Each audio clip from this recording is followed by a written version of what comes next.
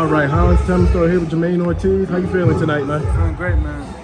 You know, obviously we're here at the Richardson Higgins versus George Kambosos fight. Are you here just being a fan, or you're kind of eyeing the winner a little bit? I'm definitely eyeing the winner.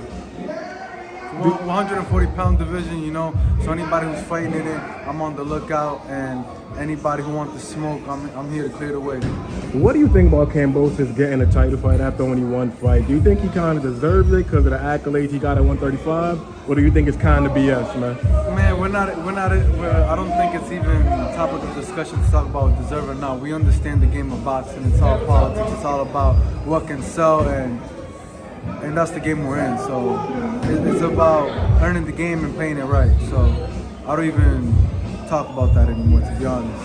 What can you do to put yourself in a position where these champions have to fight you? I know I spoke to Africa before. He gave you a lot of praise. He was like, Jamaine Ortiz is a tough fighter. That's a guy that I would love to see, you know, a little bit down the line. But what can you do to kind of put yourself in a position where none of the champions can, quote unquote, avoid you or walk around you?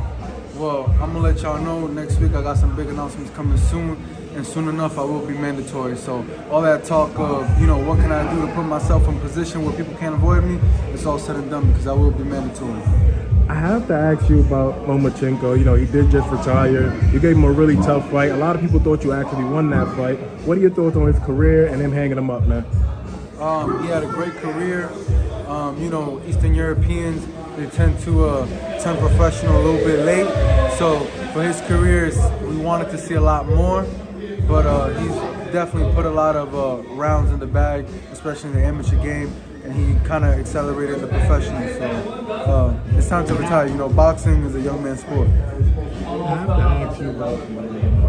have to ask you about some of the other guys, like Sabril Matias is fighting Puello. Gary Russell Jr. just got his belt not too long ago against Jose Rayo Valenzuela. What do you think about those guys, and where do you see them at 140, man? Oh, they're all top 10. You know, they're all contenders. They're either world champions or former world champions, and they're there in the mix somewhere. You know, so we can all make great fights, mix and match, and get the best fights made.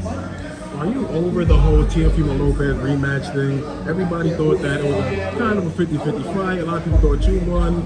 Maybe people thought you were probably moving a little bit too much, but kind of just depends on who you ask. But are you just kind of past that? Like, I'm never going to get that. Yeah, I'm past that. You know, I'm on to bigger things and going after the other champions. You know, if so happens that I got a couple belts and he's still champion at 140, then we can make it happen, you know, but in this game, it's about selling a fight, making it a hype, and making sure that the fans get the fights that they want to see. So it's my job to make sure that I perform and